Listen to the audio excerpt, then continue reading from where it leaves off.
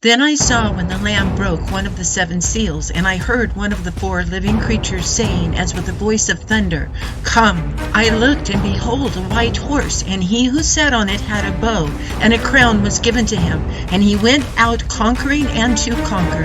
When he broke the second seal, I heard the second living creature saying, "Come!" And another, a red horse, went out, and to him who sat on it, it was granted to take peace from the earth, and that men would slay one another, and a great sword was given to him. When he broke the third seal, I heard the third living creature saying, "Come!" I looked, and behold, a black horse, and he who sat on it had a pair of scales in his hand.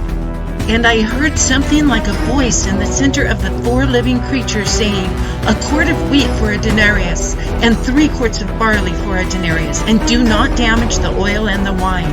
When the Lamb broke the fourth seal, I heard the voice of the fourth living creature saying, "Come!"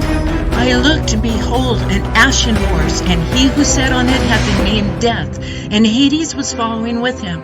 Authority was given to them over a fourth of the earth, to kill with sword, and with famine, and with pestilence, and by the wild beast of the earth. When the Lamb broke the fifth seal, I saw underneath the altar the souls of those who had been slain because of the word of God, and because of the testimony which they had maintained. And they cried out with a loud voice, saying, "How long, O Lord, holy and true, will you refrain from judging and avenging our blood on those who dwell on the earth?" And there was given to each of them a white robe, and they were told that they should rest up for a little while longer, until the number of their fellow servants and their brethren who were killed, even as they had been, would be completed also. I looked when he broke the sixth seal, and there was a great earthquake, and the sun became black as sackcloth made of hair, and the whole moon became like blood, and the stars of the sky fell to the earth, as a fig tree casts its unripe figs when it is shaken by a great wind. The sky was split apart like a scroll when it is rolled up, and every mountain and island were moved out of their places.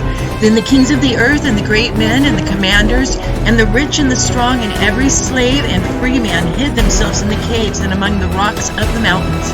And they said to the mountains and to the rocks, "Fall on us and hide us from the presence of him who sits on the throne, and from the wrath of the Lamb. For the great day of their wrath has come, and who is able to stand?"